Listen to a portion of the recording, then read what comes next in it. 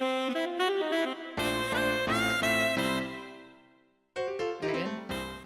good morning, everybody, and welcome to the National Press Club. I'm Allison Kojak. I'm the health policy correspondent at NPR, and I'm the 112th president of the National Press Club. And this morning, we're all here to talk about Austin Tice and how we can help bring him home through a project we've developed here at the club. But first, before we start, I just want to take one moment of silence to just think a little bit about Austin, where he is, and what he is going through. So if you'll join me.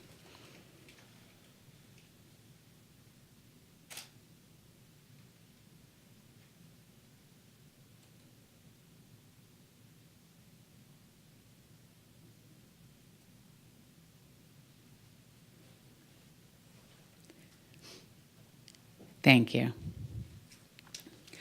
So I'm going to tell you a little bit about Austin. He's 37 years old, and he's been held for 6 years. He's an Eagle Scout from Houston. He served 2 tours of duty as a U.S. Marine in Iraq and Afghanistan. He graduated from Georgetown University, and he was actually in law school when he put his studies on hold to go to Syria and cover the civil war as a photojournalist. So during our moment of silence, I was thinking about Austin and thinking of those photos we have in the lobby. If you took a moment to look at them, it's the photos he was taking of the children of Syria and the communities that he visited. And I tried to imagine where he is in those images. And in my mind, I went to a place that kind of looks like the train in those photos. It's rough and rugged. The buildings and the roads are all the similar earth tones, it's dusty. And, you know, maybe if you look down one of those roads into one of those buildings, a little room in the back, maybe that's where Austin is being held right now. We know he is out there, just as surely as we are here in this room. And our goal is to bring him here from there. And so to do that, we have to find the road and we have to find the building. And we can help in our way. And to do that, we have to talk about it. We have to raise awareness. It takes the media, and it takes something more. It takes some money. April last year, the FBI offered a reward of $1 million for information leading to Austin's safe return. And, you know, we thought that's a start. But we jumped in, and by August, we were having meetings with the extraterritorial hostage unit of the FBI. And we all agreed that we should go forward with a program to raise more reward money and call attention to that $1 million. And I just want to point out, Andrea Edney, last year's president of the National Press Club, and Bill McCarran were the ones who first reached out and met with the FBI and started this program. So today we're here to start doing just that, and we are here to ask your help. We recruited some partners to get started, and here is our squad. We have McClatchy and the Washington Post. Those are the newspapers that Austin worked for. McClatchy is a whole chain of newspapers, if you're not familiar. Georgetown University, the Reporters Committee for Freedom of the Press, Reporters Without Borders, CPJ, the Newseum, and Women Chefs and Restaurateurs. And you're going to be hearing a lot more about them today.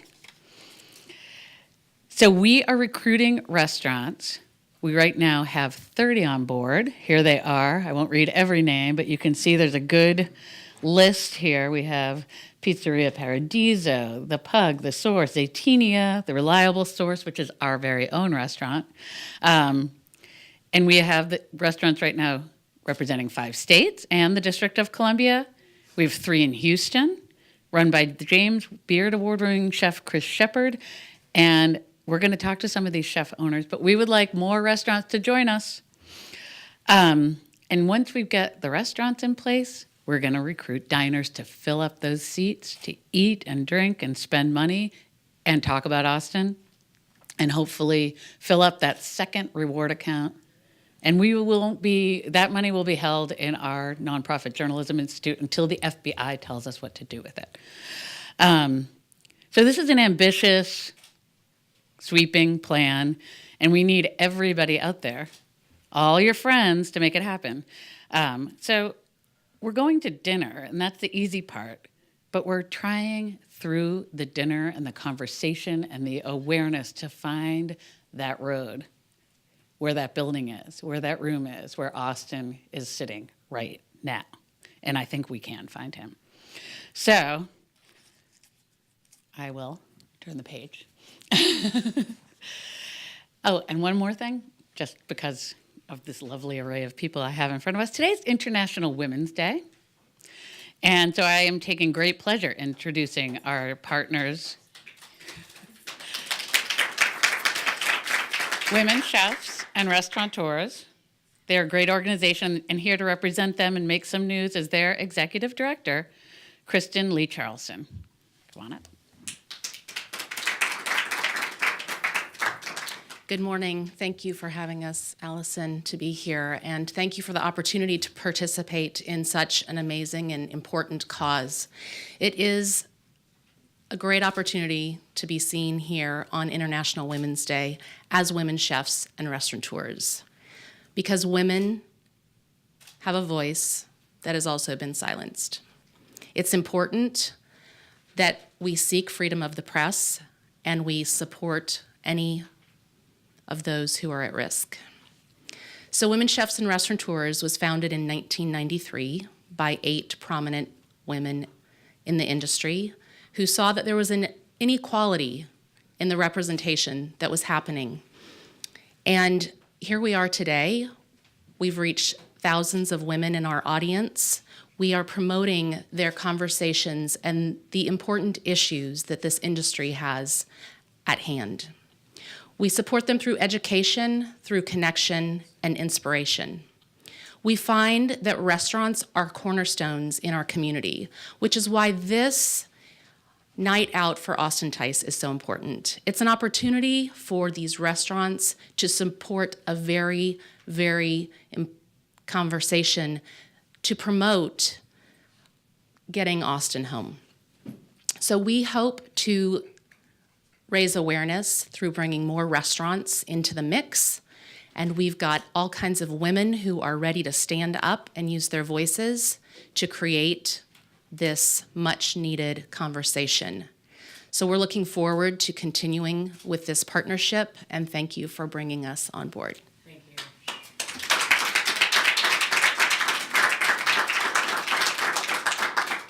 Thank you so much, Kristen, and to all of you for joining us.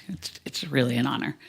I want to make a little bit of news, a small announcement. I hinted at it a little earlier, but we got an email earlier this week from Chef Jose Andres, who I think most people in the room know who he is. He owns a whole series of restaurants here in DC and around the country. And I'm going to read you a portion of the email. We reached out to him, and he said, "I think all you are doing here for press freedom is amazing." He couldn't be here today, he went on to say, because his World Central Kitchen project, they're down in the border of Colombia and Venezuela, feeding people in need, as he does around the country and around the world. And then he went on to say, "It would be my honor to have Zaytinia participating in Night Out for Austin Tice." Zaytinia is his restaurant that serves Middle Eastern cuisine. And so it's very appropriate. So we want to thank Jose Andres, even though he couldn't be here with us today. And feel free to get out your phones and tweet about all the fabulous restaurateurs that we have and are joining us, because we want the word to get out there. So thank you. Now we're going to hear from Austin's parents via Skype, Mark and Deborah Tice. They're joining us from Houston. There they are. Mark and Deborah, welcome. Thank you for joining us today. Thank you for letting us join you today. And we're so excited to hear this news about Jose Andres. That is just really amazing. Good job. Good recruiting. Can you tell us a little bit about what you're hearing today and what you know the latest about Austin? We keep hearing the same thing. We're working on it. And, I think everybody knows I'm a homeschooling mom. And one of the things that I would tell the kids is, please don't tell me you're going to try. You just do it. So, we get the same information that we had. And it's only staying alive because he wants to walk free. And let's see a bigger push to facilitate that. Yeah, and if I could add, we are thrilled about this initiative from the National Press Club, and we want to thank everyone involved in, especially the restaurants that are participating. It's incredibly important and significant because as we've seen the CI's reward posted, it's encouraged many people to come forward with potential information about our situation. And, we strongly believe that the effect of doubling that reward will only encourage more people to come forward and bring Austin closer to coming home. So we are very grateful, thrilled at the success this is already happening. But the thing about doing this is different from anything else that we have done. And just like the Super Bowl ad, it's really just a whole different demographic than asking people to catch that 30-second, 60-second interview that we do on the radio or on TV. This feels much more like go meeting people where they are and making them aware of us. And I just think it's going to be really effective. We have so much more feedback in the Super Bowl ad than anything else we've done. This is amazing. I'm so glad this is happening. Well, we're thrilled that we're able to at least try to help. And our goal isn't to bring Austin closer to coming home, it's to bring him all the way home. That's right. Thank you. There was recently an article published by Josh Rogan that mentioned Austin and suggested that there is more information out there about his whereabouts, that the government has some information. Have you seen that article, and what did you think about it? We don't want to comment. Yeah. Okay. Yeah. Okay, thank you so much. Is there anything else you want to tell us about Austin before we sign off here? He wishes he were there. We do too. And we can't wait for him to have the chance to stand with you behind that podium and tell you in his own words. Oh, okay. I'm being asked to, you recruited some restaurants in Houston, a restaurateur like we said, we're trying to get people all over the country. Do you want to talk about him? Yes, absolutely. Through a very kind, good acquaintance of ours here in town, we reached out to Chris Shepard, who is, as you said, James Beard Award-winning chef. He has a foundation that is very heavily involved in community outreach and all kinds of support for people in trouble, people in need, and he graciously agreed to include his restaurants in town. And since Chris is so well known here in Houston, especially in the restaurant community, we believe and we hope that many others will join the effort here in Austin's hometown. Yeah. Thank you so much for being here with us today. And we're sorry we couldn't be here in person, but we're thrilled to have you. Thank you very much Thank for you. everything. We had a little trouble with the sound, but I just want to reiterate that was Chef Chris Shepard and his restaurants in Houston. We want to make sure all the chefs who join us are well recognized because you're doing the great work here. We're going to hear one of our local restaurant partners, Jamie Leeds. Jamie Leeds Restaurant Group, which you may know as the wonderful Hank's Oyster Bar, Hank's Pasta Bar, and if Bill McCarran has his way, there will be a Hank's Candy Bar at some point.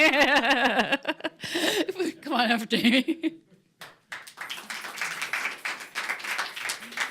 Thank you for your kind introduction.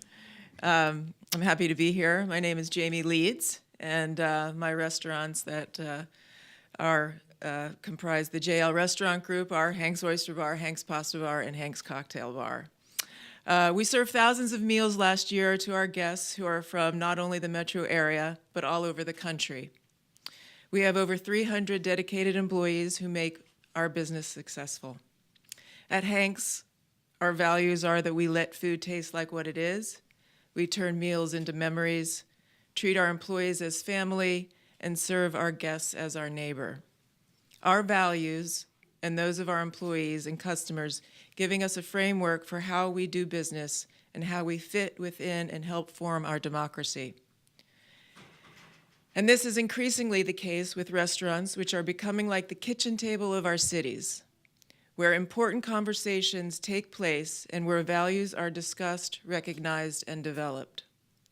One of these values is a free press. We believe a free press is an essential ingredient to a stable and productive democracy. There is no question of this. So I am particularly happy to be invited here to the National Press Club to say why this project, Night Out for Austin Tice, is very important to me and I know to all of you. Aside from the human side of this, that Austin is being held in difficult conditions for now going on 7 years and is missed terribly by his family and friends, there is the fact that he was detained because he was a journalist. This is just unacceptable. We call on him to be released today, immediately and without condition. But we can now do more than that. We can meet like this. We can organize projects like Night Out. We can raise awareness and reward money. Raise awareness and reward money.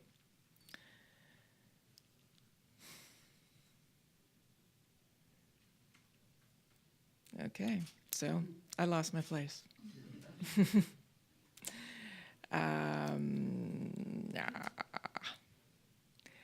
Together, we can make a strong statement about the need for a free press by helping Austin. By helping to ensure his rights, including the right to freedom and free expression, we help ensure all our rights. All who fight for human rights need a free press. Without a free press, we cannot make social progress. Without a free press, we are cooking without fire. It will not work. We start with Austin. Let's get our communities behind this effort. Let's bring him home. It is time. Thank you. My name is Jamie Leeds of JL Restaurant Group.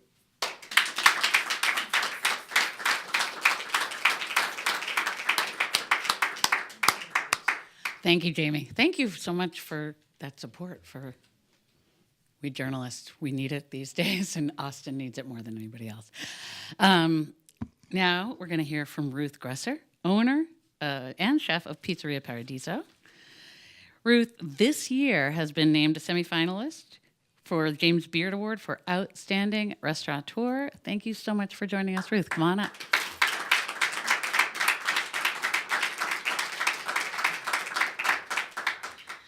Good morning, everyone. Thank you, Allison. I'm Ruth Gresser. I founded and operate 5 Pizzeria Paradiso restaurants across the metro area, from Hyattsville, Maryland, to Old Town Alexandria, to 3 DC neighborhoods, DuPont Circle, Georgetown, and Spring Valley. We are a socially conscious restaurant group that feels strongly about what happens in our country and how we can help make things better. I'm happy to be here today to lend Pizzeria Paradiso's voice to the good efforts to bring Austin Tice home, and as the Tices say, may it be soon. I want to echo what Jamie said about the importance of press freedom in our democracy. This is a must.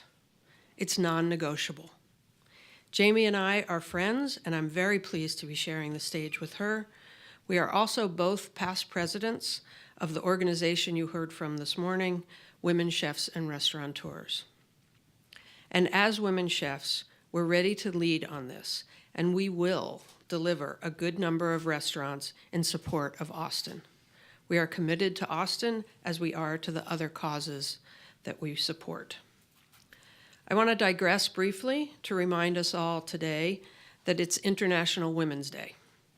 And when you look at this event today, you see women. You see women leaders, from Allison, who is the president of the National Press Club, to Susan Delbert, who is the club's chef and also a member of WCR, Women Chefs and Restaurateurs, to Jamie and me, to Deborah Tice. Women leaders have always had to work harder, longer, and produce greater results to gain success, whether recognized or not. Like so many efforts, this program will succeed in no small measure because women leaders are deeply involved. Thank you. We will make things happen. Of course, we're glad to also have men along to support this effort, and men or women, it's always good to have Jose Andres on your team. We're happy to be recognized as leaders of this movement. Women have not always been allowed to be in positions of leadership as business owners and drivers of social change in our communities. We had to make progress and change the minds. And besides being badass women, how do you do that in a democracy? You do it through a free and independent press that publishes the truth. So when somebody like Austin is imprisoned for being a journalist, for doing his job, for helping to get us information so we can make decisions and make progress, we notice, and we want to do something about it. The fight for human rights and women's rights and civil rights must have a free and independent press. So this fight starts with Austin, but it's for everyone. It's a fight for all of us. We all want this injustice reversed. If it's not, it becomes too easy to repeat, first across the globe in one spot, then another, and then it's suddenly in our backyard. We cannot have that. So let's get started. Let's work to bring Austin home. It's the right thing to do, and together we can do it. I'm Ruth Gresser, and my restaurants are Pizzeria Paradiso, and we're making pizza for the cause on May 2nd for the Night Out for Austin Tice. Come eat your pizza for Austin, and thank you very much.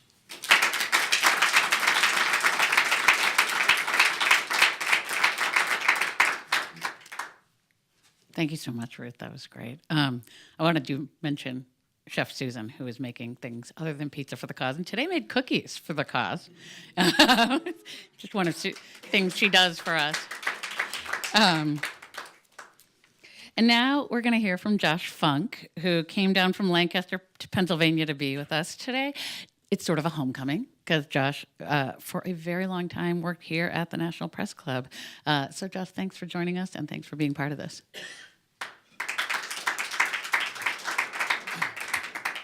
Yeah, it feels weird to be behind the podium for the first time after being on the other side of the podium for about 10 years.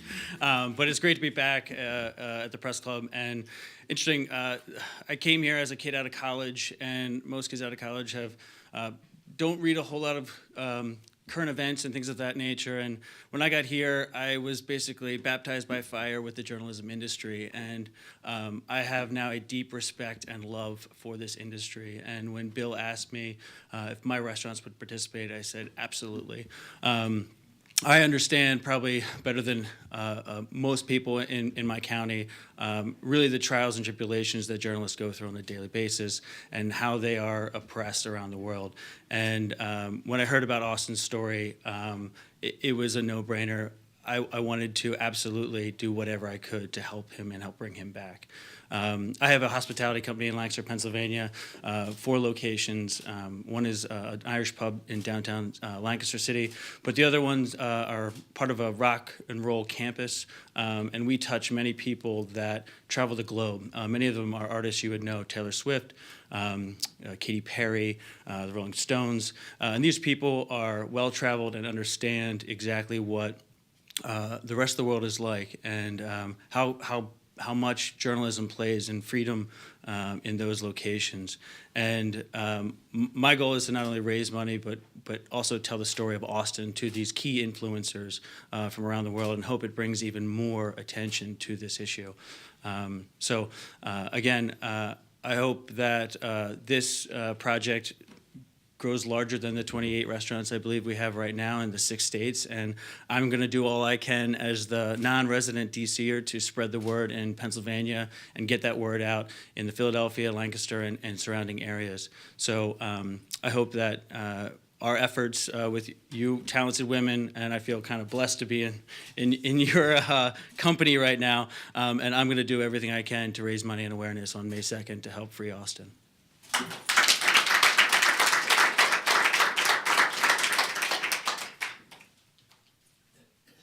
That's fantastic. And if you can get Taylor Swift to talk about him from the stage, that would be great. Or anybody who might be over there right now. You didn't mention who it was, but that would be fantastic. So thank you so much.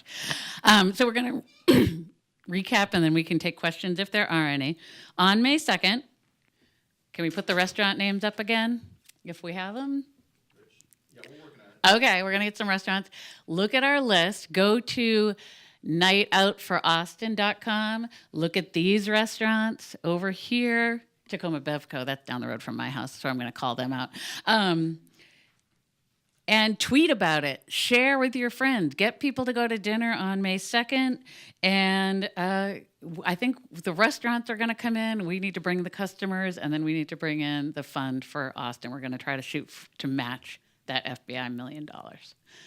Does anyone have questions? Yes. If people want to ask restaurants in their area to participate, who should they get in touch with at the press club, or how do they find that information? Well, most of the information is on the website, nightoutfораustin.com, and there is a pledge form on the website, so they can just go directly there, and if they have all the information that they need, they can pledge right there. If not, they are totally free to call the press club. Who should I say? Call me. Call Bill McCarran. Can you give us a phone number? Or the main number. The main number. 662-7500. 662-7500. Ask for Bill McCarran. He will tell you all you need to know. Any other questions? Yes. Do you have any updates on the state of investigations? We do not have anything brand new. What we do know, and what we have been assured by the FBI and the State Department, is that they believe very strongly that Austin is in fact alive, and that that these kinds of efforts can help bring him home. I think, Bill, do you have anything more that we can say? I think it's good for everyone who's interested in this issue to keep reading what's coming out. And Allison mentioned this Josh Rogan opinion piece, and the sourcing is hard. I haven't talked to Josh, and sourcing is hard to follow. But so what he seems to be suggesting in this piece is that there's 6 Americans that are believed held in Syria or by Syria, and that Austin is one of those Americans, and that as the situation there is resolving and is going to need to be ultimately negotiated, that there'll be meetings in Geneva. This is Lindsey Graham, I'm not quoting all the time, but Lindsey Graham says where this ends is in Geneva at a conference table, and he's imagining a world where there's a negotiation, and one of the pieces in negotiation, as distasteful as it is to say that, ends up being the Americans that are being held, right? So we've seen this movie before, and I'm not saying this because it's my idea or that I can't endorse it. I thought it was very interesting reporting. So there's stuff happening now, and I just say pay attention to what's going on, because one way to the end of this too is the good journalism that's being done. So the government positions are, as Allison, I think, stated them, and what I'm going to say about the Tices is Tices are just wonderful people, and you can't imagine what they're going through. But the Tices definitely know more than they're able to say, and we have to roll with that, right? I mean, you can sort of see them in that video wanting to say something, right? Mm-hmm. But so I think there's a lot going on, but pay attention to what journalists are writing. Yeah, there's certainly people who are not in this room who know a lot more than we do. But what we can say is that the federal government officials in the United States are supportive of this effort. And so that gives us confidence that this effort is not in vain, that Austin is out there and can be brought home, and that our help is welcome and appreciated, and they have more information than they're willing to share. The chef points out that everyone might not know Josh Rogan. So this is a Washington Post opinions writer. So you could find that by searching the Washington Post or searching his name. And he's also, I'm going to say, because it's relevant, he's a member of the National Press Club. Any more questions? Okay. Yes. I just wanted to ask if there's questions for the restaurant owners and the chefs as well. The questions don't just have to be about Austin and the policy. They can be about the program, what we're doing here, and how we're going forward through our various outlets. So anyone want to ask Ruth or Jamie questions about their business, please jump in. I imagine that you get asked to contribute to a lot of different issues. What is it, Ruth or Jamie or Josh, that made you say yes to this one? I mean, can you share a little bit? I know you made great speeches about freedom of press, but there's a lot of stuff out there. There is a lot of stuff out there, actually, and I think that there are ways that we're asked to support things that are that are easier to say yes to, and I think that this is one of them. To work with an organization that has a presence that can get the word out, where we can feel successful and have an impact, is important. And then, as I spoke, the world is there are things happening in the world that I think are impacting us, and knowing the truth is really, really important. And I'm old enough that it used to be that you could trust a photograph to be accurate, you could trust a video to be accurate, you could trust information sources, and that's getting less so now. So to support an organization and individuals within that organization who are being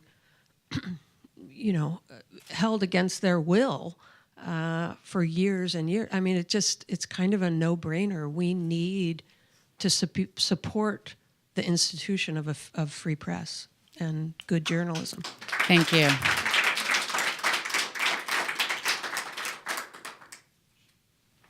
Yeah. Can you say your name and who you cover and that sort of thing? Jafari. I work for Al Mayadeen TV network. I want to talk about Tyson from a different perspective, from the U.S. government policy perspective. And that is, let's assume that, this effort produces 5 million plus, hopefully. And if I understand it correctly, that this pool would be used to pay someone, some organization, somewhere, the U.S. official policy Yeah. does not support ransom. Yeah, this is not It's not a this is not a ransom effort. This is a reward money effort. So I don't think the U.S. policy has changed on this. So the reward would be for Information leading safe to his return. location. Right. And go ahead. Yeah, no. I mean, it's not to pay a ransom for somebody to free him. It's for information leading to the U.S. being able to locate him and bring him home, which is a different thing. And if he is released without these rewards being paid out, the money goes to basically help support him in his return to the U.S., getting back his life, which has clearly been taken from him for the last 6.5 years. Any more? Yeah, just that it's a good question because this is unusual ground for us too. To be, and it's not something we're going to do wholesale. It's that this is a journalist, right? So we're about getting the journalist back, and we're going wherever we have to go to do that. And in August we found ourselves at the FBI, right? And we were invited there, and it was a really amazing experience to meet with the extraterritorial hostage unit of the FBI, right? They wanted our help. Well, yeah, damn right we're going to help them, right? So this is not out of the playbook for us, right? But in this case, we can do something, and the restaurants can do something. So we're putting the jigsaw puzzle pieces together, to try to it's been 6 years. It's too long. Try to do something, right? And so we'll take the direction from the FBI on where to send the funds, right? And we'll hold the funds until we get that direction. And we can't talk about where we're sending it. But you can imagine how this is going to work. We're probably not sending it to the end user, right? We're sending it to an instructed address. Okay, anyone else? Well, thank you all for being here, and let's, go out to dinner on May 2nd and then bring Austin home on May 3rd, please. Sounds good. Thank you.